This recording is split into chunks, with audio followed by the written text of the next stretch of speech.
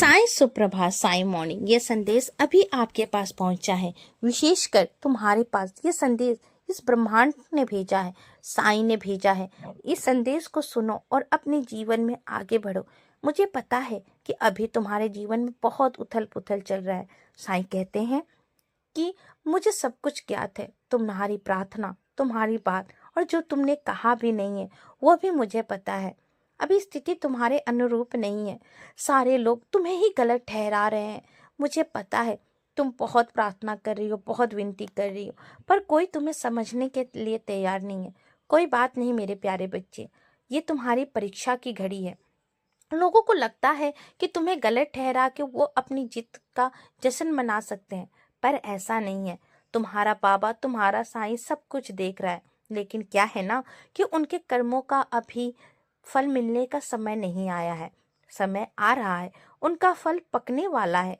जब उनका समय आ जाएगा तो मैं इंसाफ जरूर करूंगा। बस इस समय में तुम अपनी श्रद्धा और सबूरी को खोना नहीं। तुम कोई जवाब मत देना, क्योंकि याद रखना, परमपिता परमेश्वर कभी अपने बच्चों को अकेले नहीं छोड़ते हैं। समय आएगी तो मैं जरूर दौड़ के आऊंगा। तब तक मैं तुम्हें सहनशील बना रहा हूँ, सहनशील बना तो रहा हूँ, साथ ही साथ मैं तुम्हें दिखा भी रहा हूँ कि ये दुनिया कैसी हो गई है, कितनी मतलबी हो गई है, कैसा कैसा ये संसार हो चुका है।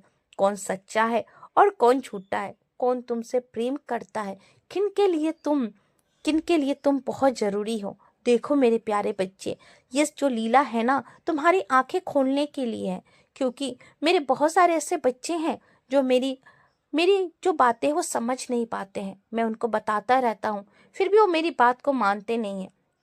तो मैं क्या करूँ, मुझे ऐसे कभी कभी कठोर लीलाएं करनी पड़ती हैं।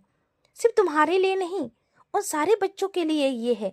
ये सारे बच्चे देखें कि ये कैसी दुनिया हो चुकी है और कैसे तुम्हें जीना है, कैसे आगे अपने आप को बना के रखना है, कैसे तुम्हें अपने कर्तव्य का पालन करना है। तुम एक मिसाल बनोगी, तुम एक उदाहरण बनोगी। इसीलिए अपने अंदर की जो श्रद्धा सबूरी का दीपक है ना, उसको जला के रखना और आंखें खुली और अपना मुंह बंद करके रखना। क्योंकि तुम्हें सिर्फ देखना है, समझना है, बोलना नहीं है। क्योंकि तुम्हारा बाबा समय आने पर तुम्हारे हर दुख का, हर तकलीफ का हिसाब जरूर लेगा। तुम मेरी प्यारी बच्चे हो, मैं तुम्हें कभी अकेले नहीं छोड़ूंगा। बस मुझ पर सबूरी रखना, मुझ पर भरोसा रखना, फिर तुम देखना, तुम्हारा बाबा तुम्हारे हर एक एक आंसू का हिसाब जरूर लेगा। और थोड़ा अपनों से दूरी बना के रखो, क्योंकि जो ज्यादा मीठा होता है ना, वही खंजर भोंकता है।